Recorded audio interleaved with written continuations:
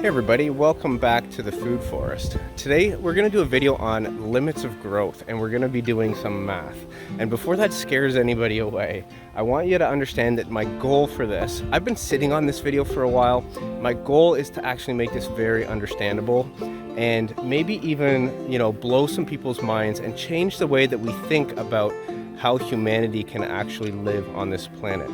And I'm going to make a couple really bold statements in this video, such as all growth is not sustainable. Any growth at all is not sustainable. And we're going to touch on things like Keynesian economics. We're going to talk about the logarithmic function, exponential functions, and this is not going to be as boring as it sounds. So stick around and we'll get right into it right away. So we're going to start off with an example, because examples are really easy ways to get across a concept. So we're going to have an empty lake, and the lake is going to have two fish in it. And every minute, the fish are going to double.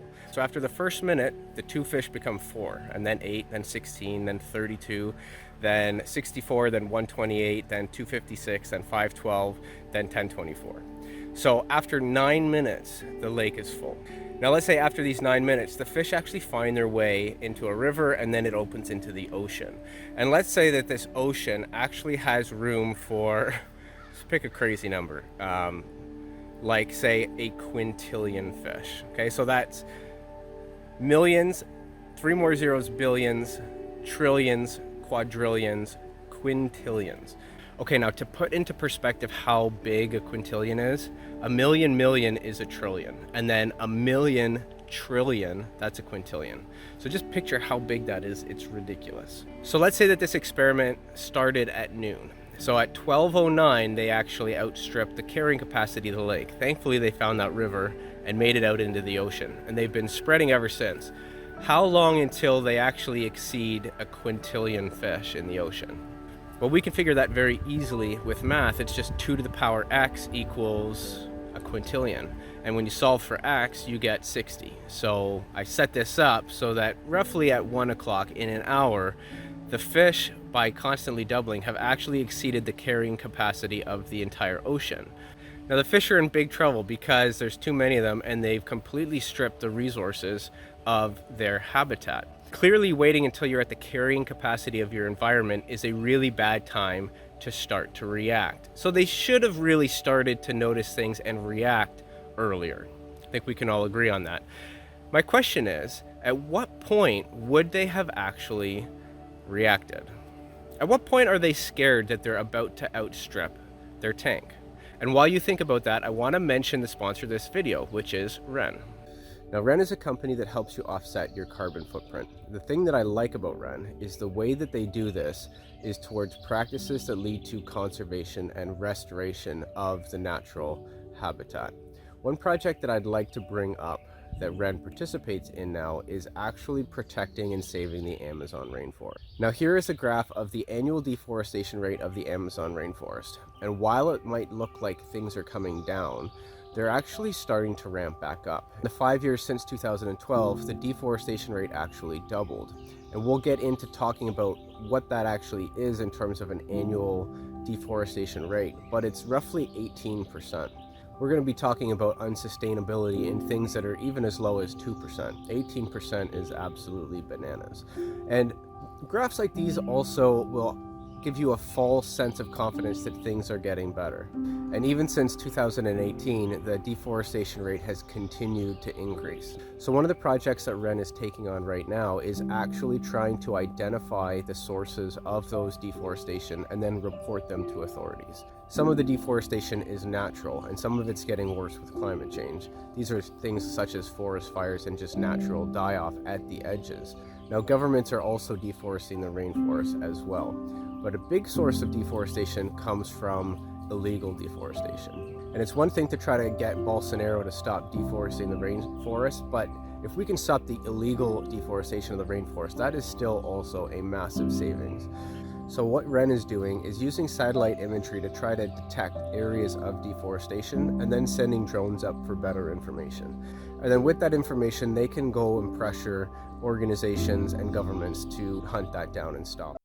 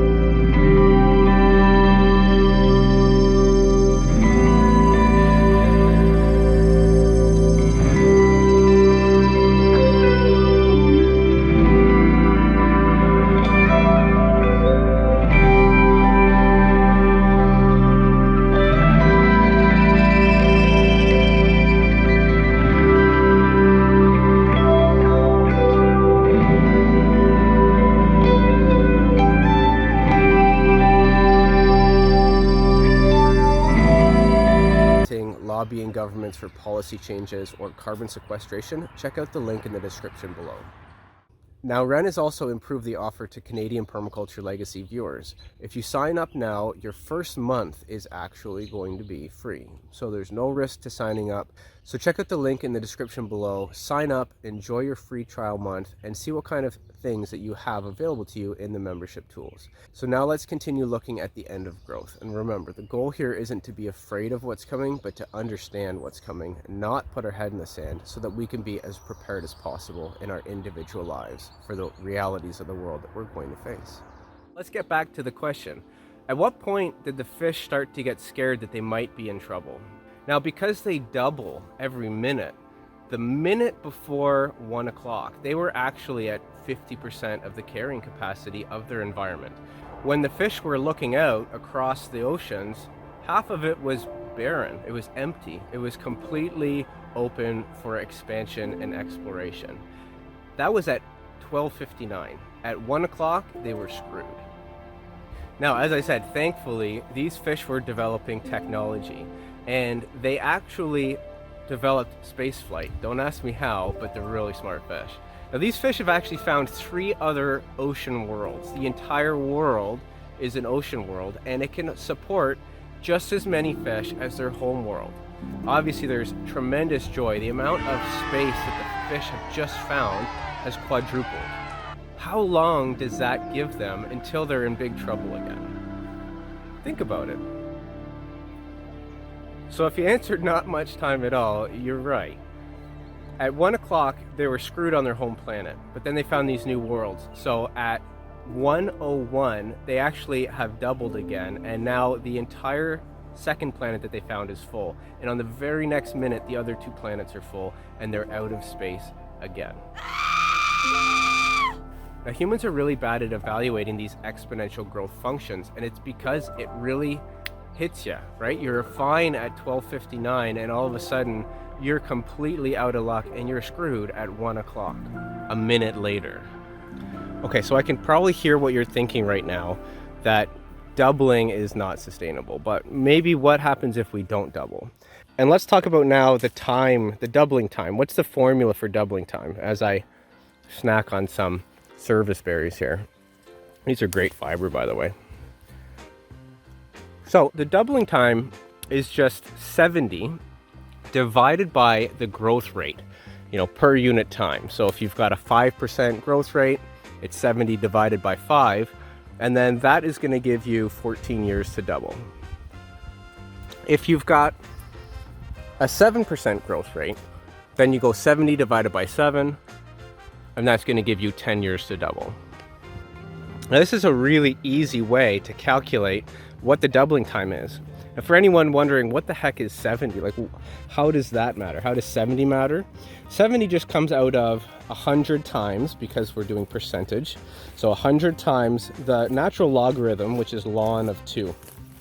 Ln of 2, when you round that up, it's 70. So it's not exact, but it's an approximation. And it can actually tell you, what the doubling time is. And if you're worrying and wondering what the tripling time is, then you take the natural log of 3. Man, these are so good that I'm just totally distracted and eating them all. Okay, so now that we can actually calculate the doubling time of something, we can expand it out so it's not, say, a minute to double, it's our actual calculated doubling time. So if we're calculating, say, a 7% annual growth rate, then that's a 10-year doubling time. Instead of every minute that the fish are living, it's, say, every decade. And this is really handy for talking about stuff like inflation, because inflation doesn't grow at 100% per year. So let's talk about just how dangerous, say, a 7% inflation per year is. So that means that every 10 years, you're actually going to have prices double. And this is obviously not sustainable, especially if wages aren't then doubling at the same time, so that the cost of living is proportional to your wages. So let's actually use a number that Keynesian economics is based on. And for anyone who doesn't know, Keynesian economics means it's a theory of economics where, in order to have a sustainable, healthy economy, the economy has to basically grow by 2% per year. You basically have to print enough money that you inflate money by 2% per year, and that's a it's enough to make people spend. And when we make people spend, we create jobs and we consume. So let's talk about the actual 2% growth per year. It's very modest. It's a very small amount. I mean, if you were getting 2% returns on your money, you would probably be seeking another financial advisor. Maybe not now, in the past 6 months or so. You'd be pretty happy with 2% growth per year in the last 6 months. But historically, 2% per year, that's not what you're looking in the market. You're looking for, 5 to 10%. This is the kind of growth that the economy is pushing for. If you're not constantly growing, you're failing. It doesn't matter if Walmart stock stays at its very high valuation right now. Say it's a great company right now and it's valuated as such. It doesn't matter if it stays there. That would be devastating to investors because people are expecting for constant growth. And we're going to talk about how constant growth is just simply not sustainable. Now, with the fish example, you can understand exactly why. And it doesn't matter how fast those fish grow. If it's a finite system that they're growing in, if there's only so many resources, if there's only so many planets, then at some point you're going to hit the cap. And what we really learned in that fish example is it happens fast. It catches up with you really quickly. You think you're fine at 12:59. At 1 o'clock, you're really screwed. You expand your limit by 4 times and it only buys you 2 more minutes. Now, if you think, well, that's fine, it bought me enough time, I can find more stuff, you haven't been paying attention because each time it gets twice as hard as the last time. So even at a very modest 2% annual growth rate, you might have 35 years to find your next, doubling. But the next time you do it, you've got less than 18 years. And the next time you've got less than 9 years. The next time you've got like 4.5 years. So each time you get less and less time, and eventually time catches up with you and bingo, you go extinct.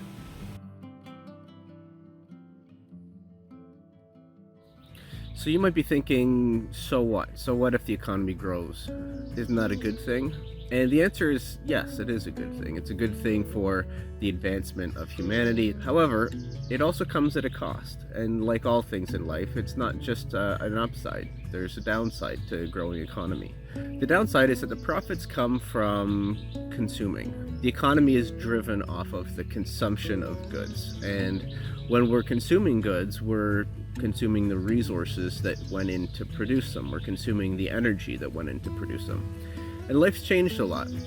My great-grandparents, they had one sofa for like 60 years. They'd have one kitchen for 60 years. Nowadays, if something goes unfashionable, we throw it out. If we want to remodel our kitchen, we scrap the whole thing. It all ends up in a waste yard somewhere, and then we bring in new materials, and we renovate our kitchen. And this is good for the economy. And I'm not telling you that if you remodeled your kitchen, you're a bad guy, but you are part of the problem. And I'm not pointing the finger at you because I'm part of the problem. In fact, just to exist in society, every human being is a natural consumer. And even if we're an extreme minimalist and we produce most of our own food and we really are conscious of the way that we spend our money and we consume resources, everybody is still a net consumer. And this is the problem and the challenge that we face because every single human being is a consumer. And the more of us that there are, the more consumption of natural resources there is. And the problem isn't necessarily a growing economy. The problem is a constant growing economy. And this is the theme of this whole video. Okay, so let's just talk about new build houses just as an example. The new build housing economy, when it's booming, it's really what economists use as a leading indicator of a really healthy economy. And when it drops off, it's a really big indicator of an upcoming recession. And monetary policy is really trying to maximize the ease of which people can build new homes, because when people can get affordable loans for houses, they buy the houses, that money goes to construction companies and construction workers. Those people then go out and spend their money in the economy, creating jobs, and everything keeps on going. So when this is growing at 2% per year, that's really good for the economy. The downside, of course, is that the consumption of materials, wood in this example, plus plastics and shingles and bricks, those are also going up constantly. Now we can take this out to the logical conclusion. Keep expanding something at a constant rate, and even if the doubling time is somewhat long, ignoring the time effect, eventually you just simply outscale the thing that you're consuming. For trees, we can plant a bunch of trees, we can plant pines and lines and get nice construction wood so we can cut it down. It takes time for those to grow. So if the housing economy is booming and we continuously need more and more lumber, eventually, logically you can think it out, we're going to get to the point where we're consuming so many trees that we're outpacing our ability to regrow them. Okay, so why am I showing you my new chicken coop? Well, for those of you who are not new to the channel, you know that we're getting chickens for the first time this year. For those of you who are just seeing this video for the first time, how did chickens have anything to do with what we're talking about today? Well, we're talking about percentage increases of stuff. One of the things that's going up is the cost of food. So let's talk about the percentage increase of a few of the things that are common in our lives, and we'll start with food. Now, the price of corn has actually doubled in the last 15 years. And based off of our 70 divided by growth rate, we know that that's about 5%. That's 14 years, 5%. So it's a little bit less than 5% annual increase in the cost of corn. Now, that is the real cost of corn, the true cost of corn. The actual cost of corn might be a little bit lower because subsidies are paid to farmers to produce it. But that money comes from somewhere. That money comes from the taxpayers. So you have to take that into account. So we're looking at a 4% cost increase of corn over the last 15 years. Now, things are going to get worse before they get better, just based off of all of the disasters that we're kind of walking into here. That's kind of the impetus for this video. Now, why am I showing you my Jerusalem artichokes? Well, because the cost of food has kind of risen by roughly that same, all food has risen by roughly that same amount. So we started planting food. This is kind of where the genesis of the food forest came from, is a financial one. It's just very expensive to buy healthy, nutritious food these days. So we decided that we would plant our own. This Jerusalem artichoke patch represents probably about 5 families worth of carbohydrates per year in this tiny little patch. That could fit in the back corner of someone's backyard. And at an annual increase of 5% per year, it's gonna really start adding up. And whatever you do now is gonna pay dividends in the future.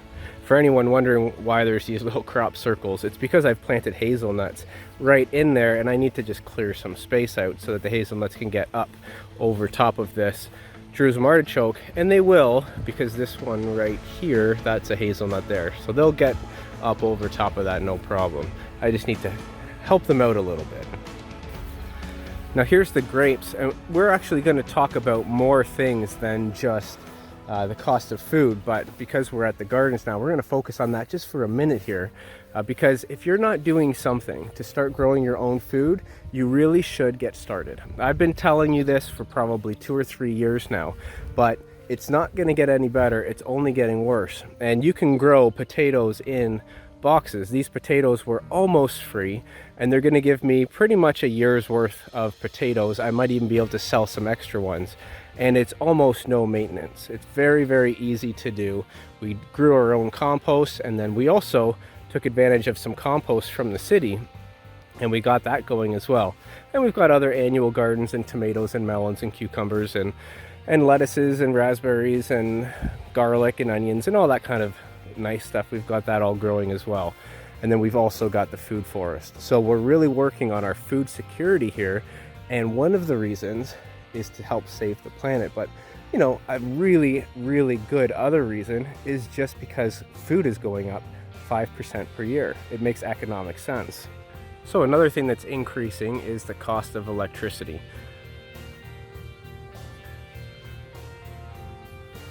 Now, we started putting solar panels on our house, and we've actually got our electric car here. I wonder if we can see it charging there in the garage.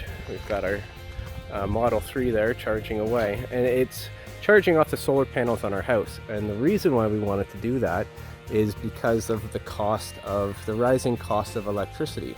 And there's only really one way for that to continue going, and that is to keep going up.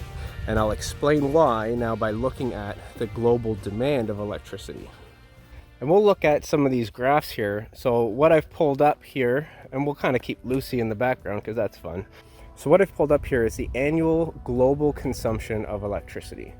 And if you look at the graph, it shows no signs of decreasing. And if you actually think about what is going on in the world right now, it's largely going to increase very, very quickly because we've got gas prices that are going up and up and up. We're running out of our gas. And if you look here, this is the annual consumption of oil, and it rises at roughly around 2% per year. So at 2% per year on a finite resource that we're, estimated via Hubbert's curve that would run out roughly around 2015. We've extended that quite a bit with shale, with the shale revolution. But nonetheless, it's continuing to increase at 2% per year. And, obviously some blip years due to COVID, but it's expected to continue actually to push to 2% per year, especially as some of the non-industrialized countries continue to get heavily industrialized. Now, oil production, on the other side, is simply having a hard time keeping up, and it's going to get even harder and harder to keep up with that constant growth rate. Now, returning back to electricity demand, the interesting thing about an 18-year doubling of the demand of electricity is, obviously, I want you to keep in mind that fish story, that every single time it doubles, you need more and more electricity in order to keep up with that. That's just the whole doubling thing. Now, it currently is taking around 10 to 12 years to build a new nuclear station. And at the same time, coal, oil, and gas plants are coming offline. Now, solar production is increasing and renewables in general are increasing. But I want to be really clear that a constant growth, especially at 4% per year growth, is absolutely going to be unsustainable. It's just not possible to continue. At some point, we're going to hit the limiting factor for how many solar panels we can produce, whether that is the amount of rare earth metals that we're pulling out of the ground. And we're going to hit battery storage issues. We're going to hit land space issues. At some point, we hit the fundamental realities that we're actually living on a finite planet, and we can't have 4% increased growth per year. It's just, again, not possible. So how does the world deal with these kind of hard limitations?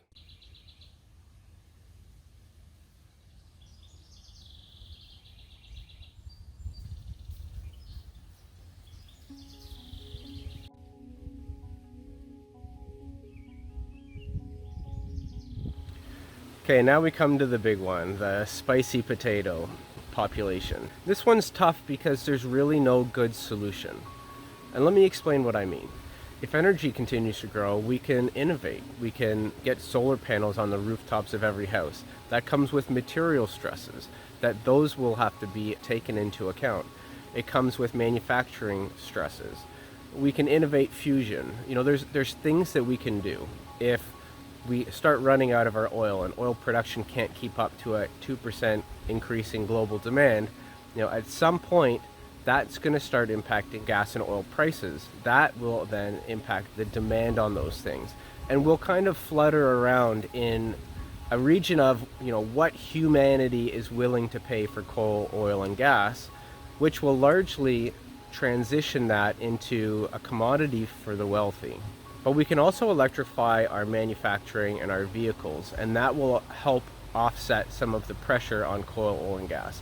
This is ignoring carbon in the air. Clearly, there's more reasons than just we're running out for transitioning off coal, oil, and gas. The economy's continual growth, it really hits on all aspects. It hits on resources and energy and oil and gas. Food continuing to increase is obviously a really scary one because it has underlying impacts on human health. The more expensive that healthy food gets, the more garbage that people are forced to eat just to get by. We're already seeing massive impacts on that, on the health of the global population, especially the health in poverty where you're forced to eat the cheapest foods. And I bring this example up because it's going to tie into the population growth. Think about the more expensive that all of these other things get, there's negative impacts on the health of the average human being. When people have no money because they're spending more on food and electricity, they have less money available to spend on things like healthcare and medicine. So the constant growth of energy, the constant growth of food, the constant reduction in natural resources, these things all play out in ways that actually impact human health. The more people we have, it exacerbates every single problem that we've identified in this video. Now, human population growth has increased at roughly 1 to 2%. It spiked up to 2%. This is global population growth. There are projections that try to estimate what the carrying capacity of the Earth is. It's probably not a quintillion, but we saw how quickly that the fish can actually outstrip the lake. 9 minutes in, there's only 1,000 fish. 50 minutes later, there's a quintillion fish. Now, the hard limits for human impact could be many things. One obvious one is just land space. If we constantly grow the human population, even at today's rate of 1%, which is fairly slow, every 70 years, we're going to get a doubling at that rate. And if we keep doubling, eventually, you've got people that are, face to face and can't move because we just run out of land. And if you say that, yeah, we could build up, well, we could build up and, buy us some more time, but that's kind of like the fish finding 3 more planets. We saw that 2 more doubling times after that, and they had quickly outstripped it. And every single doubling time, they need twice as much discovered habitat. So eventually, we just hit the natural reality that we live on a finite planet.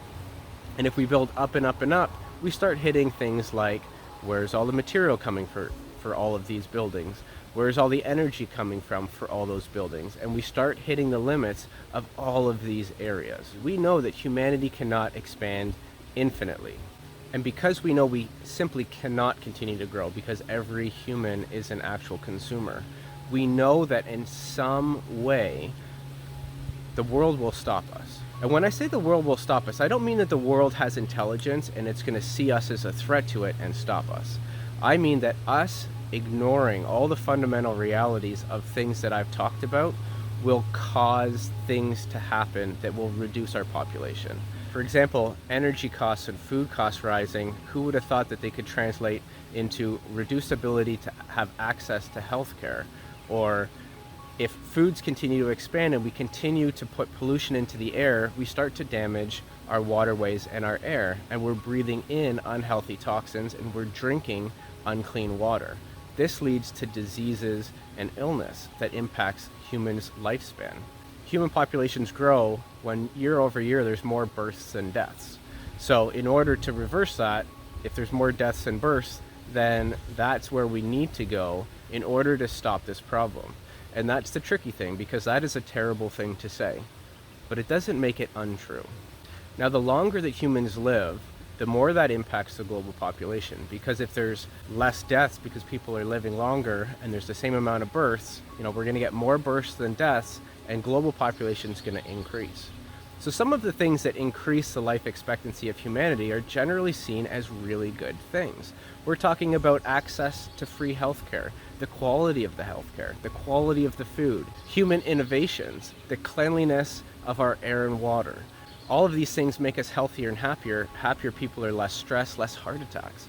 All these things are good things and they extend our lifespan.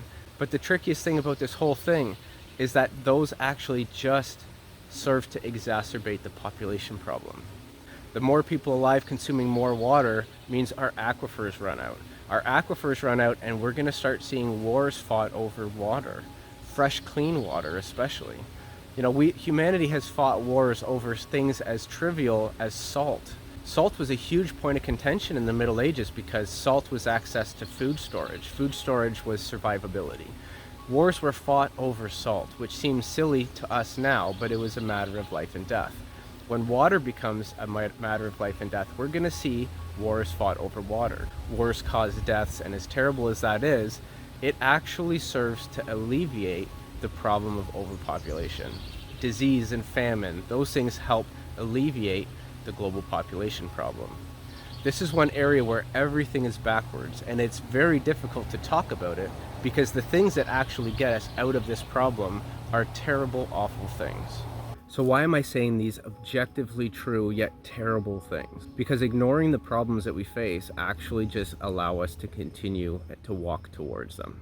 And when we ignore and walk towards these problems and don't find a way to solve it, these are the natural consequences that we'll have to deal with. And even worse, maybe we don't have to deal with it, but our children do. And it should be the goal of every generation of humanity that they leave the world in a better state for their kids. We're going to be one of the only generations that doesn't hold true if we keep ignoring the fundamental realities that we're facing. So what I'm not saying is that we should start wars and spread diseases in order to control human population. That's not what I'm saying at all. I'm also not saying that the problems we face are unavoidable. But what I'm saying is if we continue to put our head in the sand and ignore the fundamental realities of the challenges that we're facing, we're in big trouble, and our kids are. We have so many challenges that we face, and often some of the solutions come with an exacerbation on other problems. Increasing human health leads to more population problems. Converting off of coal, oil, and gas increases energy demands. Building more solar panels increases resource demands on certain key resources. Recycling our material increases air, water pollution, and also energy problems. So many of the solutions of the problems that we face is almost like a game of whack-a-mole at the carnival, where you knock one little gopher down and another one pops up. So then what are the solutions that don't cause those problems? And thankfully, I have a 20-odd minute video on exactly that. It's called 7 Things That You Can Do to Help Save the Planet. I'm not going to make you watch the video. If you want more detail, you can check it out. But namely, they revolve around trying to offload the pressures on society in any way that you can. This means growing as much of your food as possible, ideally in ways that are sustainable and even regenerative to the natural world that we're stressing in other aspects. You can also try to reduce your consumption, try to buy less things, identify what things you actually need to be happy. And I guarantee you it's not as much as you think. We can try to repurpose things. We can try to live with that couch or dining room table a little bit longer. Maybe we don't have to renovate our kitchen every 10 years. And anytime that we do want to trade our things for new things, we can try to find homes for the old things. Don't just throw it in the garbage. Put it on, a free trade place like Facebook Marketplace or Kijiji or Craigslist, and try to find a new home for that thing that's going to end up in a waste facility somewhere. We can try to reduce our carbon footprint. We can try to fly less and drive less. Vacation less frequently abroad. Maybe try to vacation locally. But at the same time, we shouldn't get too fixated on our own carbon footprint, because we really need to put pressure on the people who are the worst emitters. Now, they tend to be the worst emitters because we buy their products, we buy their gas and oil. So if you're reducing your consumption of those things, you're also reducing the carbon footprint of the planet. You're working on your own carbon footprint by directly hurting the people who are the worst offenders. Because it's important for us to know that the whole carbon footprint thing was really created by the oil companies to put the blame on the consumer and slough it off themselves. Now, that doesn't mean that it's not a real thing, and it's not something you should still try to minimize, because you should. It just leads to a cleaner planet. Even if you don't believe carbon is responsible for global warming, it still leads to cleaner air and cleaner water. It's just a good thing to do. It's good that we reduce our impact on the planet. When you do have to shop, try to buy locally. That reduces the transport footprint, it reduces packaging. If you can, reuse your containers. Avoid buying single-use plastics if they're available in your country. Thankfully, many countries are starting to phase these out. Support ecosystem restoration projects, whether that's through the sponsor this video ran or some foundation that you directly support yourself that's, your passion. Try to do something, if you have the ability to help the natural world out. And if we can reduce the consumption per person on the planet, then we can get it back into control for as long as possible. Because if we don't, rising global population puts pressure on all the other things, and all those things will cause the diseases and wars and famine that will control the global population. So we either choose to fix these things, or we choose to let nature fix them for us. And it might pick all of those things. So thanks for watching the video. I hope you got some use out of this. I hope you start to think about your own lives and ways that you can change it. And like I said, I'm not pointing the finger at anybody. I'm part of the problem. But what matters is that we're aware that we are part of the problem. We try to minimize our impact on the planet, and we try to leave it a better place for our kids. Thanks for watching, everybody, and I'll see you on the next one.